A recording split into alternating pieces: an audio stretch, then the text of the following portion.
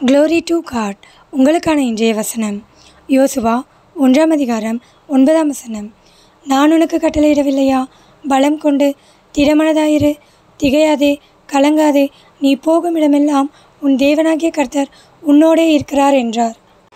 கிறிஸ்துவுக்குள் பிரியமானவர்களே, கர்த்தர் உங்களோடே இருக்கிறார். நீங்கள் பலம் கொண்டு திடமனதாயிருங்கள், திகையாதீர்கள், கலங்காதீர்கள்.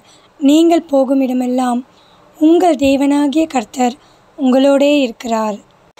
நீங்கள் படிக்கிற இடத்திலே, வேலை பார்க்கும் இடத்திலே, உங்கள் வீட்டிலே, நீங்கள் போகிற இடங்களிலெல்லாம் இப்படி கர்த்தர் உங்களோடே இருக்கிறார். உங்களுக்கு துணையாயிருக்கிறார்.